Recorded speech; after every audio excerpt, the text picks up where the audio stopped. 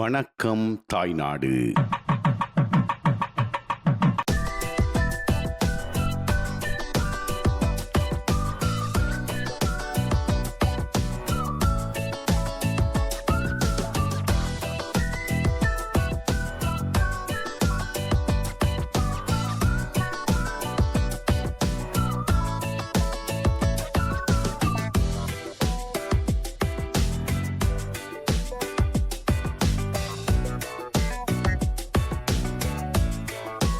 தினந்தோறும் உங்களுடைய கண்களுக்கு விருந்தளித்துக் கொண்டிருக்கும் வணக்கம் தாய்நாடு நிகழ்ச்சிக்காக நாங்கள் ஒரு வித்தியாசமான நிகழ்ச்சியை உங்களுக்கு வழங்க போன்றோம். வளமையாக ஆலயங்கள், ஊர்கள் போன்ற நிகழ்ச்சிகளைத்தான் பார்த்து ரசித்திருப்பீர்கள். இன்றைய நிகழ்ச்சியில் நாங்கள் இந்த மண் சட்டிவானை செய்கின்ற இடத்திற்கு வந்துகின்றோம். இந்த இடம் ராணி வீதியிலே அமைந்திருக்கின்றது. பல வருடங்களாக இவர்கள் இந்த தொழிலை செய்து வருகின்றார்கள். பொதுவாக மண் சட்டிவானை என்று சொன்னாலே அனைவருக்கும் பிடித்தமான விடயம் தான். என்று சொன்னால் அவ்வாறான இந்த மண் சட்டிவானைகளை சமைத்து சாப்பிடும் பொழுது தனி ருசியாக இருக்கும். எனக்கு கீழே கூட ஒரு பானை கூட காணப்படுகின்றது.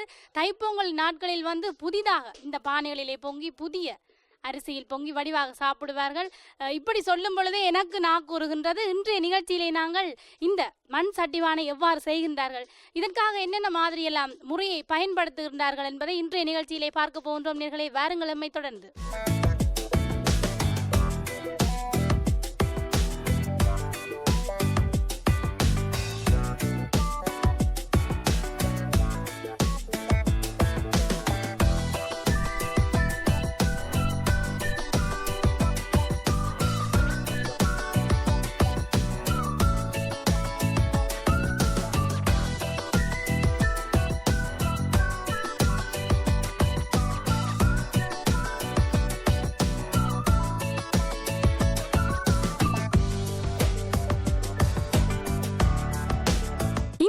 பார்த்தால் தெரியும், இந்த ஐயா சட்டிகளை வனைந்து கொண்டிருக்கின்றார். அதுவும் இயந்திரங்களின் மூலம். ஆரம்ப காலங்களில் இந்த வனைதல் செயற்பாட்டிற்காக மனிதவள் மாத்திரமே பயன்படுத்தப்பட்டிருந்தது. ஆனால் தற்பொழுது இந்த நவீன காலத்திலே இயந்திரங்களின் பாவனை அதிகரித்து விட்டதன் காரணமாக எங்கே பார்த்தாலும் விவசாயத்துறை என்றாலும் சரி, கல்வித்துறை என்றாலும் சரி, இயந்திரங்களின் மோகம் அதிகரித்து விட்டது. இதன் காரணமாக இந்த வனைதல் தொழிலிலும் இந்த இயந்திரங்களின் தாக்கம் அதிகரித்து விட்டது. அந்த இடத்தில் பார்த்தால் தெரியும், ஒரு சுழற்சி போன்ற அமைப்பிலே சுழன்று கொண்டிருக்கின்றது. இவர் ஒரு ஊசியை வைத்து தான் ஒரு புரிம்பாக இந்த சட்டிகளை இந்த இடத்திலே அடுக்கி கொண்டிருக்கின்றார். இதனுடைய கீழ்ப்பாகத்தை தயாரிப்பதற்காக அங்காலே இன்னும் ஒரு செயற்பாடு கூட இடம்பெறுகின்றது. அடுத்து நாங்கள் அங்கே தான் செல்ல போகின்றோம்.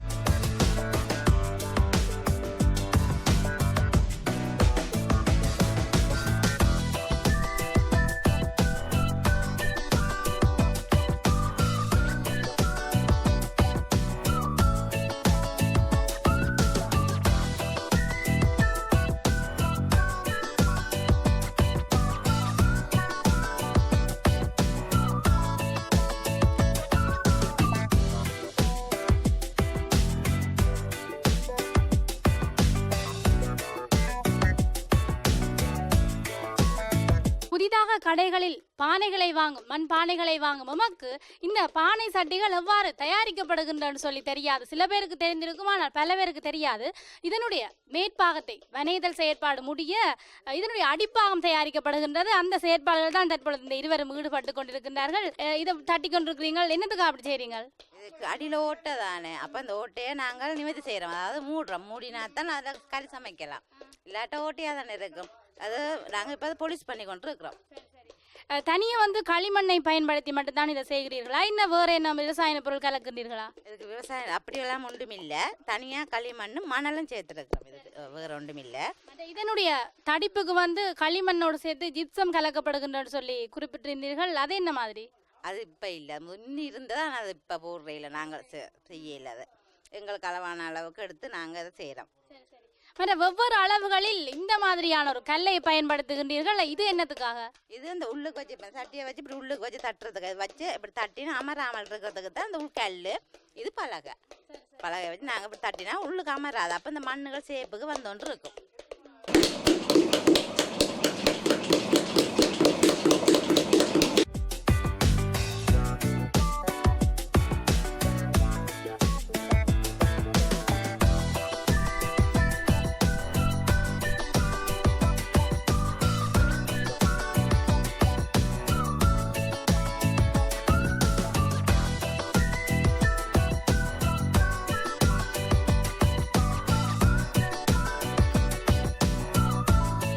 வெதுப்பகங்களில் தயாரித்த பான்களை சுடுவதற்கு போரணைகளை பயன்படுத்துவார்கள். இந்த இடத்திலே இந்த போரணையை பற்றி குறிப்பிடுங்கன்னு சொல்லி சில யோசிப்பீர்கள்.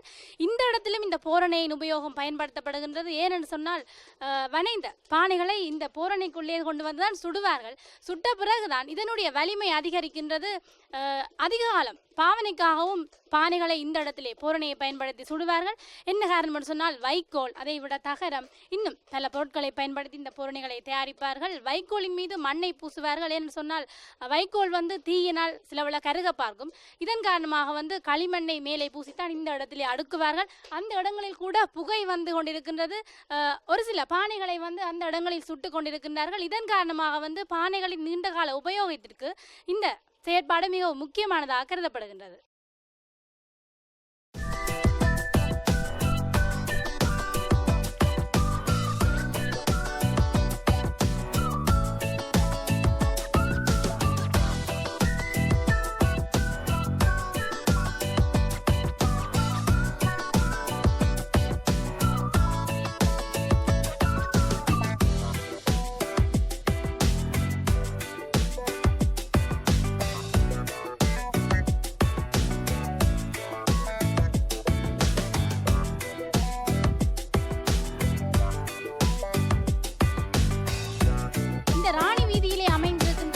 சட்டிபானை செய்கின்ற இடத்துக்கு தேவையான களிமண் மன்னார் முருங்கன் பகுதியில் இருந்தும் அதைவிட காங்கேசந்துறை, ஒட்டிசுற்றான் போன்ற பல்வேறு இந்த 3 இடங்களிலிருந்தும் களிமண் கொண்டு வரப்படுகின்றது.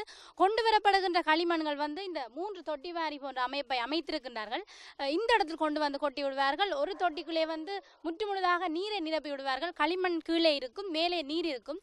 என்ன காரணம்னு சொன்னால் நீரின் மேலே தூசுக்கள், துணிக்கைகள், இன்னும் பல்வேறு தேவையில்லாத பொருட்கள் மிதக்கும். இதை வடிகட்டி எடுத்து அப்புறப்படுத்தி விடுவார்கள். அதன் கீழே இருக்கின்ற தூய்மையான களிமண்ணை தான் இந்த சட்டிபானை செய்வதற்கு பயன்படுத்துகின்றார்கள். இந்த இடத்தில் பார்த்தால் தெரியும், இந்த களிமண் இதற்கு தகுதியான களிமண்ணாக காணப்படுகின்றது. இந்த இடத்தில் இந்த நீர் முற்றாக வற்றிவிட்டது. காலம் செல்ல செல்ல இதற்கு வெயில் காலம் தான் இந்த சட்டிபானை செய்வதற்கு பொருத்தமான காலநிலையாக கூட இருக்கின்றது. இந்த களிமண்ணோடு ஜிப்சம் என்று சொல்லப்படுகின்ற ஒரு இரசாயன பொருளும் கலக்கப்படுகின்றது.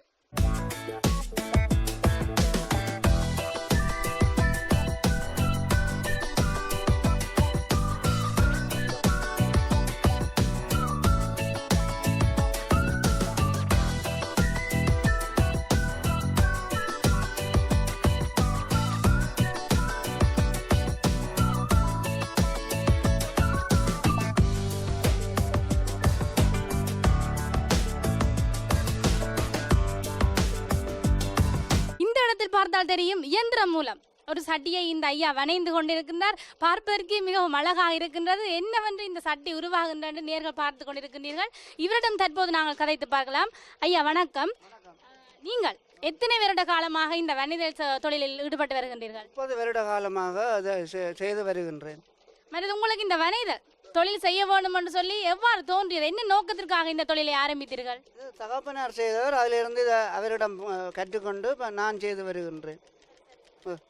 மற்றது உங்களுடைய உற்பத்திகள் வெளிநாடுகளுக்கு ஏற்றுமதி செய்யப்படுகின்றன சொல்லி குறிப்பிட்டிருந்தீர்கள், அதை பற்றி குறிப்பிடுங்க. அது வெளிநாட்டு மக்கள் இந்தோனேசியாவுக்கு இங்கேருந்து கொள்வனவு செய்து அங்கே இதை கொண்டு போய் பாவிக்கணும். மற்ற வெளிநாடுகளுக்கும் இதை கொண்டு செல்வணும். ஏனென்றால் அங்கே இந்த உற்பத்தி இல்லை. அதுக்காண்டி இதை கொண்டு செல்லினோம். அங்கே இங்கே விரும்பி கொண்டு செல்லினோம் இந்த மக்கள், அங்கத்திய மக்கள். தற்பொழுது இலத்திரனியல் உபகரணங்களுடைய பயன்பாடு அதிகரித்து விட்டது. இந்த மண் சட்டிபானைகளில் சமைத்து சாப்பிடுவதால் என்ன நன்மை வருகின்றன்னு சொல்லி நீங்கள் கருதுகின்றீர்கள்? இதில் பல வகையான அந்த அலுமினிய பாத்திரங்களில் பல வகையான கெமிக்கல் கலந்து வருது. அப்போ அதோட அந்த வெப்பமேற்றி தண்டைக்கு அது சேர்ந்து மனிதர்கிட்ட உடலில் போகுது.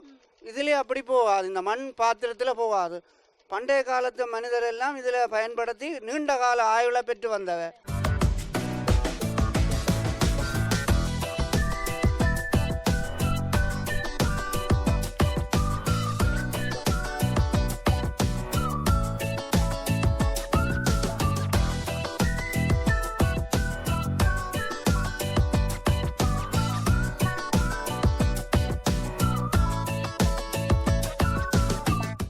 காலங்களிலே வந்து கிராமங்களிலே பார்த்தால் தெரியும், பெண்கள் இவ்வாறு தான் இடுப்பிலே பானைகளை வைத்துக்கொண்டு தண்ணியல்ல செல்வார்கள். பெரும்பாலான பெண்களை பார்க்கும் பொழுதே மிகவும் ஆசையாக இருக்கும். இவ்வாறு ஒரு தோற்றத்தை பார்க்கும் பொழுது எனக்கும் அந்த நாள் ஞாபகங்கள் தான் வருகின்றது. இவ்வாறு இதை தயாரிக்கின்றார்கள் என்பதை அறிந்திருப்பீர்கள் என்று நம்புகின்றோம். மீண்டும் சந்திப்போம் நேர்களே. ஒளிப்பதிவாளர் தர்ஷனுடன் ஷர்மி.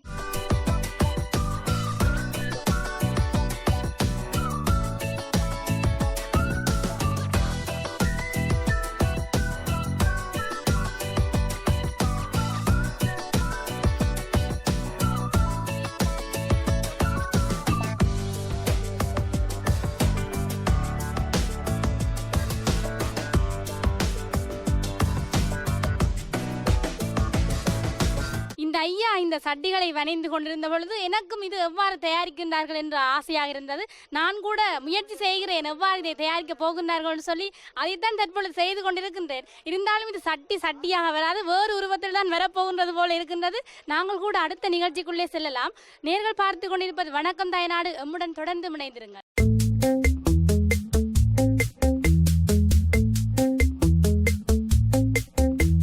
வணக்கம் தாய்நாடு.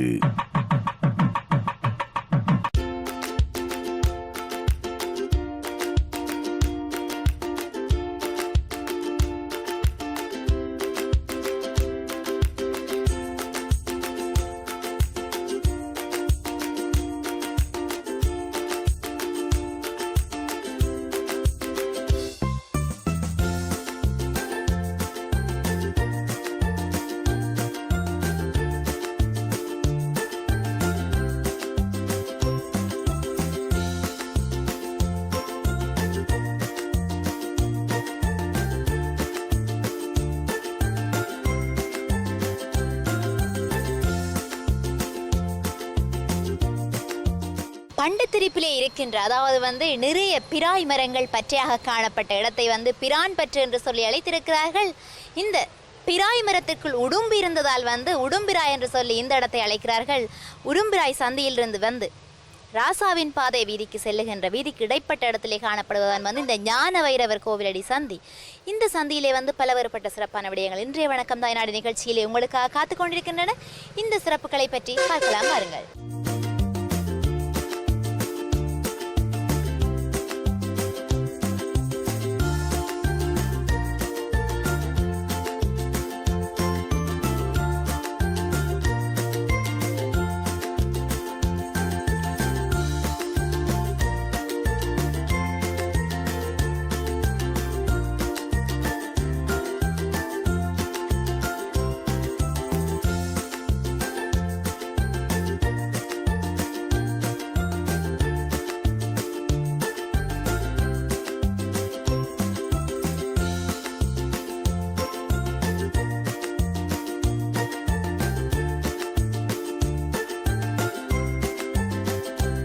உரும்பிராய் தெற்கு ஞான வைரவர் கோவிலடி சந்தி என்று சொன்ன உடனே அந்த ஞான வைரவர் கோவிலடி சந்தி என்று ஏன் அழைக்கிறார்கள் என்று சொன்னால், இந்த ஞான வைரவர் ஆலயம் காணப்படுவதால் தான் வந்து அந்த இடத்தை ஞான வைரவர் கோவிலடி சந்தி என்று சொல்லி அழைக்கிறார்கள். இந்த ஆலயம் கந்தையா பண்டாரம் என்று குறிப்பிடப்படுவதால் இன்றைக்கு சுமார் 70 ஆண்டுகளுக்கு முன்னர் இந்த இடத்திலே தோற்றம் பெற்றிருக்கிறது. அவருக்கு ஞான வைரவர் கனவிலே தோன்றி இந்த ஆலயத்தை அமைக்க வேண்டும் என்று குறிப்பிட்டிருக்கிறார். அந்த வகையில் அவர் ஒரு ஞான வைரவருடைய சிலையை வைத்து வழிபட்டு வந்திருக்கிறார். ஒரு மரத்துக்கு கீழே வைத்து சிறிய கொட்டில் போன்ற அமைப்பை அமைத்து வழிபட்டு வந்திருக்கிறார்.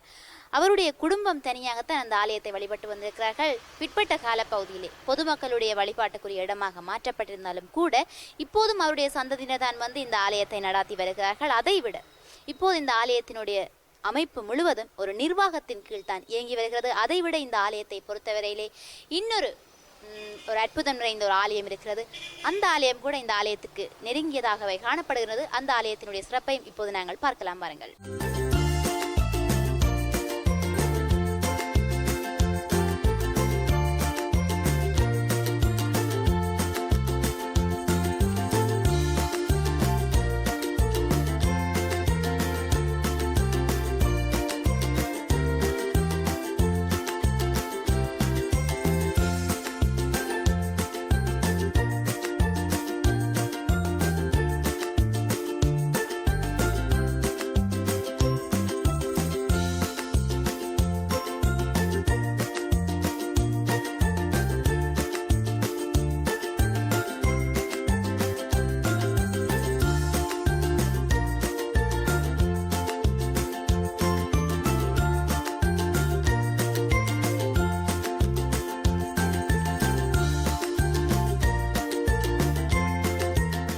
இந்த உரும்பிராய் தெற்கு ஞானவைரவர் கோவிலடிக்கு அருகிலே நிறையவே அமைப்புகள் பல காணப்படுகின்றன. அந்த வகையில் எனக்கு பின்னாலே பாருங்கள், ஹிட்ஸ்பார்க் 3+ என்று சொல்லி சிறுவர்களை ஆங்கிலத்திலே முன்னேற்றுவதற்காக முன்பள்ளியாக அந்த ஹிட்ஸ்பார்க் 3+ என்ற அமைப்பு இயங்கி வருகிறது. அதை விட இதற்கு அருகிலே 1950ஆம் ஆண்டு காலப்பகுதியில் நிறுவப்பட்டிருக்கிறது ஞானவைரவர் கோவிலடி சன சமூக நிலையம். அதை விட இதற்கு அருகிலே இன்னும் ஒரு அமைப்பு கூட இருக்கிறது. என்னவென்று சொன்னால் கிராம அபிவிருத்தி சங்கம் என்று சொல்லி ஒரு அமைப்பு கூட இந்த இடத்துல இயங்கி வருகின்றது.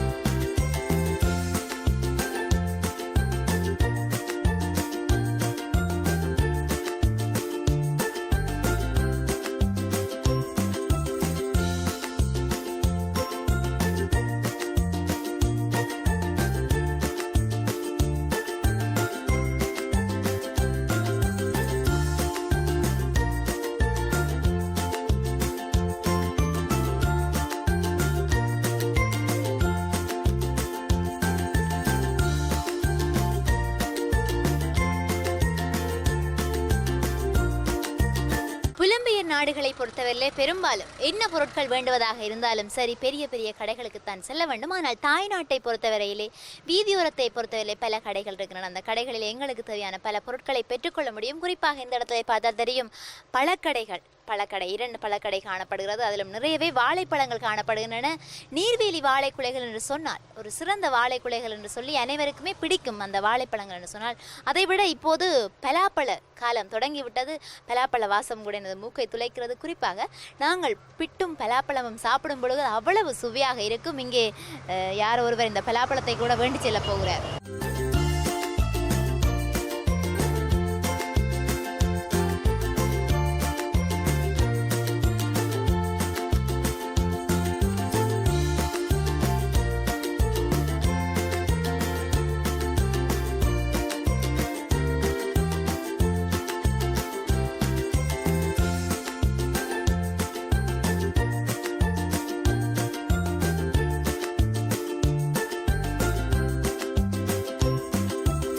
அரசமரம் என்று சொன்னாலே அதிகளவான ஆக்சிஜனை பெறக்கூடிய மரமாகவும் இந்த அரசமரம் காணப்படுகிறது. அதைவிட ஆத்ம ஞானத்தை தேடி அலைகின்ற அனைத்து முனிவர்கள், தவஜோகிகள் என்பவர்கள் நிஷ்டையிலே அமர்ந்திருந்து அரசமரத்துக்கு கீழே இருந்துதான் தியானம் செய்வார்கள். ஏனென்றால் ஆத்ம ஞானத்தை சிறப்பாக பெறுவதற்காக. அதைவிட நான் இந்த விடயத்தை குறிப்பிடவில்லை, முன்பு குறிப்பிட்டிருந்தேன். இந்த ஞானவைரவர் ஆலயத்துக்கு அருகிலே ஒரு சிவன் ஆலயம் இருக்கிறது என்று சொல்லி குறிப்பிட்டிருந்தேன். அந்த ஆலயம் தான் இந்த எனக்கு பின்னாலே தெரிகின்ற இந்த ஆலயம்.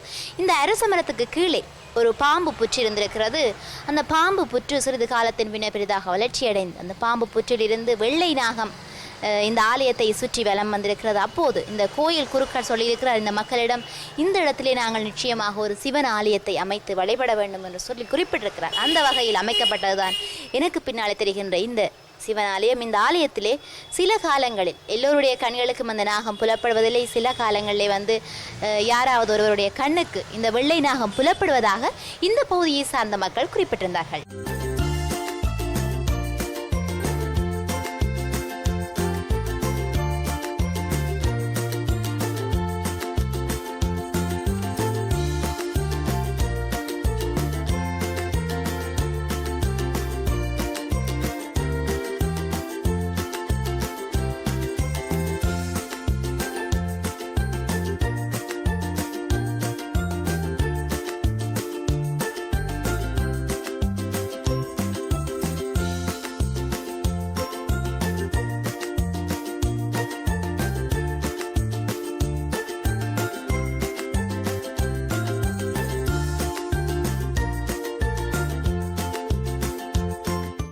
மற்றும் ஒரு நிகழ்ச்சியில் உங்களை சந்திக்கலாம் நேயர்களே. ஒளிப்பதிவாளர் புதியுடன் உங்கள் விஷாணி.